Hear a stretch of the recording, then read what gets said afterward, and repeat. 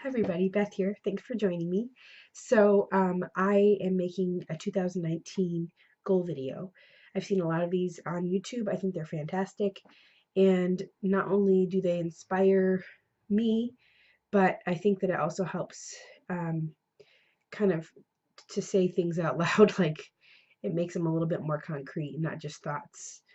Um, okay, so if you're new, my name is Beth. I am a stay-at-home mom, and while I stay at home, I work from home in 4 different jobs.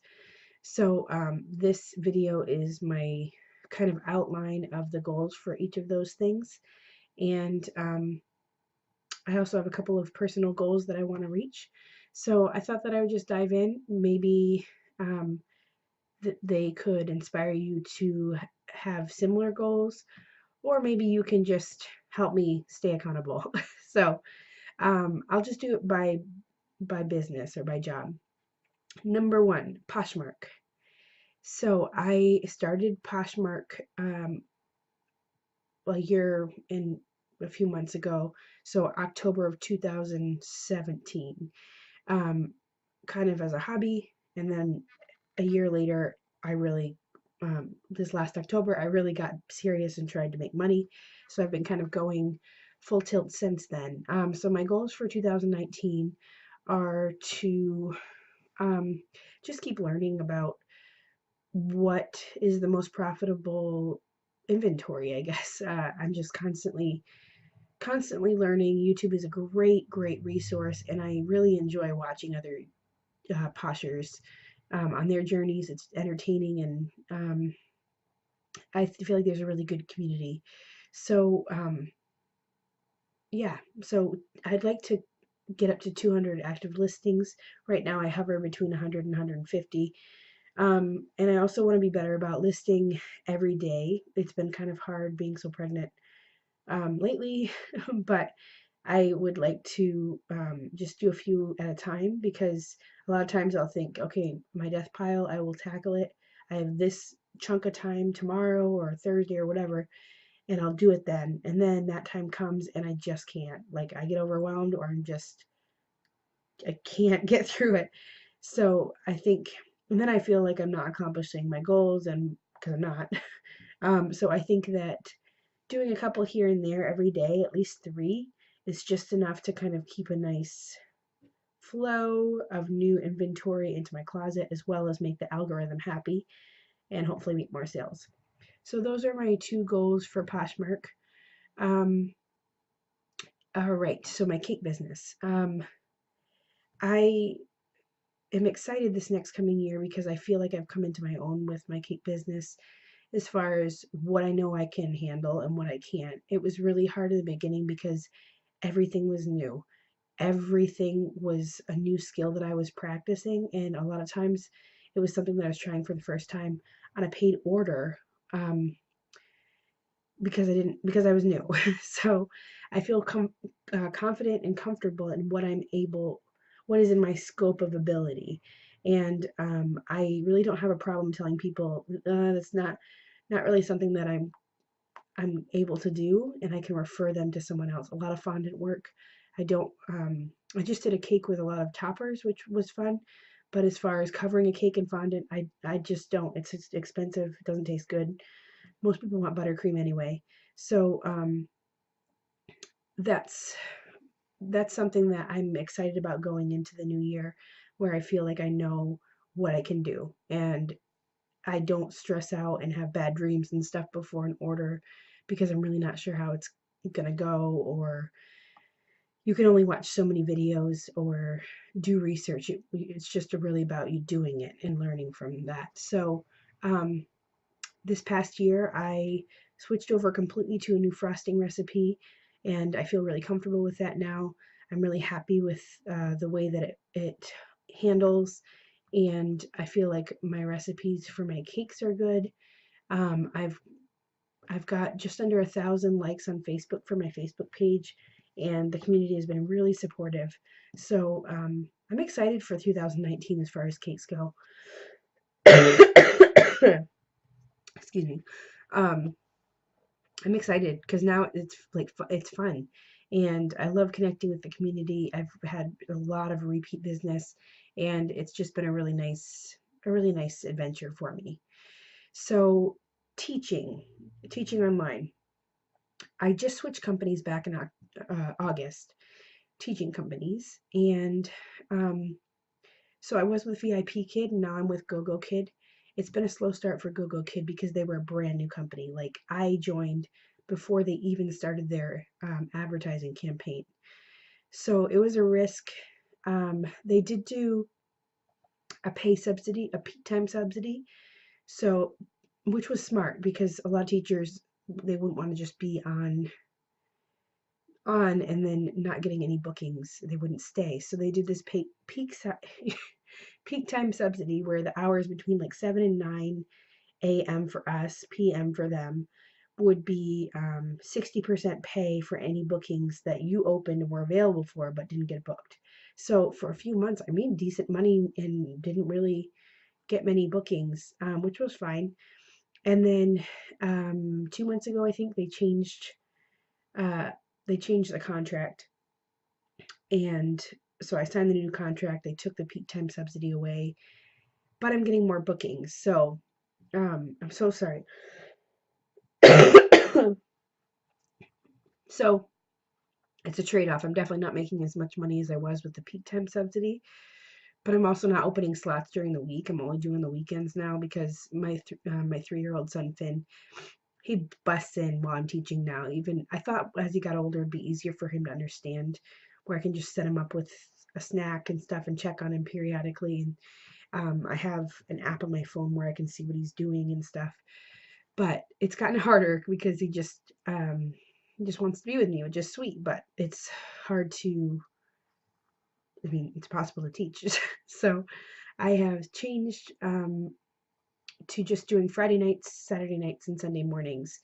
I actually this last week I have been dreading or the last few weeks dreading teaching at night because I'm so tired. Usually I open slots from like 8 to midnight. They never all fill, but if I have a class at 11 o'clock at night and I have to stay up for that, it just really sucks. So I'm just better in the morning anyway. So this past weekend I did open slots for Friday and Saturday night.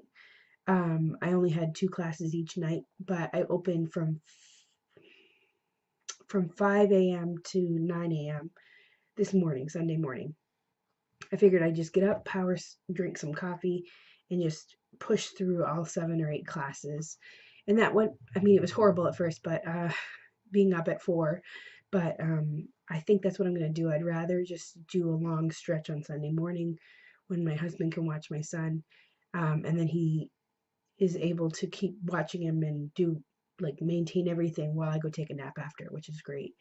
So I might change to just doing like a big long stretch like that instead of doing nights too. I don't know. I'm not sure how things are going to change after the baby comes, but theoretically, uh, if my if it's working now where I only teach when my husband's home to watch my son, it should work with the baby too. So we'll see. So those are my goals. Did I mention any goals? I guess, oh, to get some regulars. A lot of times, or most of the classes I'm teaching right now are trials, which is just when they do a short, or they do a class, they get it for free, and they just check out what it's like. So basically, I try to create a great time so they sign up and they become a regular student. So I'd like to get some regulars and kind of form that bond because I do miss that from the company that I was with before. And yeah, um, I would also like to make enough money with just GoGo Kid to cover my student loan um, bills each month. I don't know if it's going to happen. I think that I'll be able to cover like 2/3 of the payments, but we'll see what I'm able to do. Um, yeah. So more on that to come. And the last thing is Amazon FBA. So I just did a video. I'm not sure, depending on the order of when I upload things, if it's up or not. But I did do a video just kind of saying, hey, I'm going to do this now. Amazon FBA. So I sell used books on Amazon. Um, I just kind of invested in the Scout IQ app, which will help me to find inventory that's profitable and to send it to the warehouse. And I didn't want to commit to that monthly payment, but I think that I know it'll pay off. And um, yeah, so my goal at first is to use the Scout IQ app to kind of like comb through all of the area libraries and probably through the spring and summer through garage sale season. Um, and then in the fall, once I've got a pretty good inventory stacked up at the warehouse and I'm making some profit, um, I may decide to leave Scout IQ app behind and invest in eFlip, which is made by the same creators. They're also book sellers. Um, that's also a monthly fee, but a little bit more. But kind of trade one for the other and just do online arbitrage. That's some software that really is helpful in finding, um, depending on the seasonality of the books and stuff, books that I can buy for cheap and then later on sell for a profit. Um, but I would need to invest in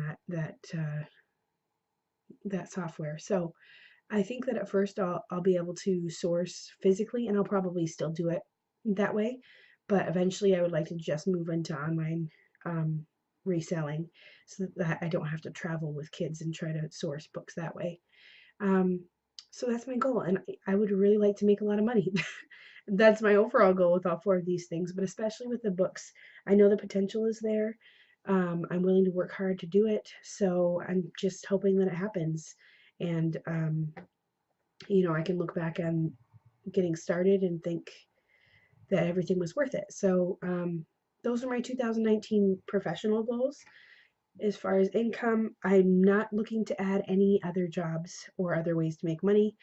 Um, yeah, for sure, not really, because I'm spreading myself a little thin, but I like that I can pick and choose if I'm just really sick of listing clothes and sharing my closet and stuff. I can take a week off, and obviously my sales will reflect that lack of work. But I I can if I want to. If I have a weekend where I just really need a break from cakes, I can just not take any orders. I cannot schedule classes, and I have all of the control with the book thing too. So it's nice to have these jobs that you can have that kind of freedom. And um, yeah, so I'm excited for 2019. I'm hoping to work hard and have something to show for it. So, personal goals. Um, I was on the keto diet. I don't like calling it a diet because it's a way of eating. It's like you don't say you're on the vegan diet, you say you're vegan. So, Um, I was keto for 6 months. I lost 35 pounds and I felt awesome. I loved it. And then I wanted to get pregnant, and so I kind of transitioned back into carbs and stuff because while you're pregnant, you can't just be keto. Um, and yeah, so now it's been a while. I'm still happy because I haven't even now. I'm 9 months pregnant. I'm still not as heavy as I was when I first started keto last September. I don't know. I don't know when it was, but I did it for 6 months and like I said, lost 35 pounds. So I'm hoping after the baby, after I give birth and everything, I can go back and become keto again. I'm probably going to take a week to just be a pig because I've had gestational diabetes with my last pregnancy and this one. And there have been days where all I want to do is eat like a bowl of cereal or I don't know, anything with carbs. You have the cravings. My craving is French toast, and it's horrible because I can't have it. So I can't have, with gestational diabetes, it's something that goes away after a pregnancy, luckily. So, but I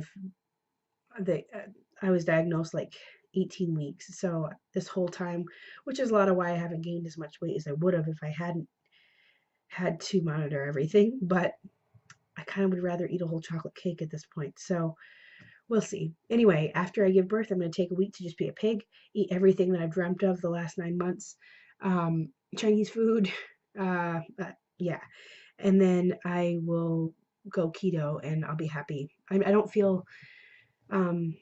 don't feel restricted or deprived or anything on keto. I just know that I do want a little bit of a window where I can kind of uh, pig out. So yeah, so going keto again. I'd like to get down. Overall, I think, what am I at now? I think I want to lose 50 pounds. So I'll be happy if I can get anywhere close to that. Um, and then another personal goal is I think I'm going to do a challenge. So stay at home mom, at least for me. Some of my friends have said the same kind of thing. I can get into a rut where it's just I wear yoga pants to bed. I wake up, change into clean yoga pants, wear yoga pants all day. Like, I just kind of feel like a bum after a while. I also live in northern New Hampshire. It's snowing right now. So I kind of feel like I'm just a hermit. And the more time I spend at home, the harder it is to make myself go out. So I can get kind of down with all those things, not feel great about myself.